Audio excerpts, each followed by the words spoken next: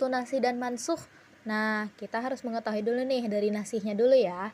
Nasih secara bahasa berarti menghapus, membatalkan, atau menggantikan. Dalam istilah syariat, nasih adalah ayat atau hukum yang baru diturunkan Allah untuk menggantikan hukum sebelumnya atau yang mansukh.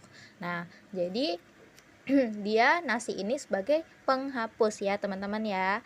Lalu, apa itu mansuh? Nah, mansuh secara bahasa arti yang dihapus atau yang digantikan oleh si nasi. Dalam bahasa istilah syariat, mansuh adalah ayat atau hukum yang dihapus atau digantikan oleh hukum baru yang diturunkan kemudian.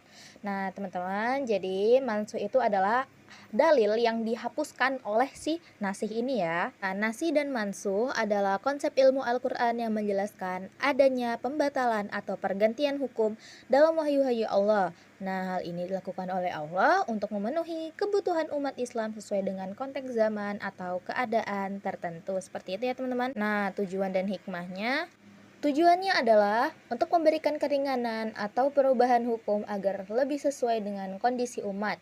Dan hikmahnya adanya nasi dan manso ini adalah menunjukkan dinamika syariat Islam yang bertahap untuk mendidik umat, memberikan pelajaran, atau mengakomodasi perubahan keadaan. Nah, syarat-syarat nasih dan mansuh itu apa sih?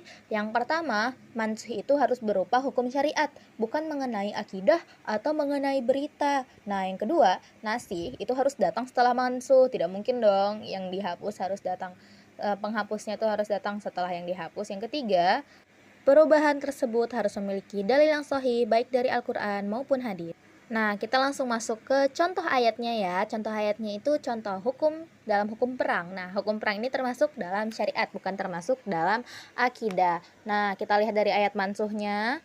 Ini mengenai perang. Nah, perangnya ini itu cuman dibatasin kepada mereka yang mulai menyerang. Sementara dalam ayat nasih itu lebih luas dan lebih kompleks. Nah, selain itu adanya dalam hukum puasa juga bagi orang-orang dalam surah Al-Baqarah ya, teman-teman. Nah, itu menjelaskan kepada orang yang tidak sanggup berpuasa itu bisa digantikan dengan membayar fidyah. Sementara bagi yang sanggup itu diwajibkan untuk berpuasa. Nah, kesimpulannya adalah nasi dan mansu ini adalah salah satu bentuk rahmat Allah dalam syariat Islam, di mana ia memudahkan kita dalam segala ketentuan dan syariat yang memungkinkan kita jika syariat itu susah nih. Nah, itu si mansuhnya ini bisa digantikan dengan si nasih. Nah, nasihnya ini bisa berupa dalil ataupun berupa hadis gitu ya, teman-teman. Cukup sekian, terima kasih. Kurang lebihnya saya mohon maaf. Wabillahi taufiq wal hidayah. Wassalamualaikum warahmatullahi wabarakatuh.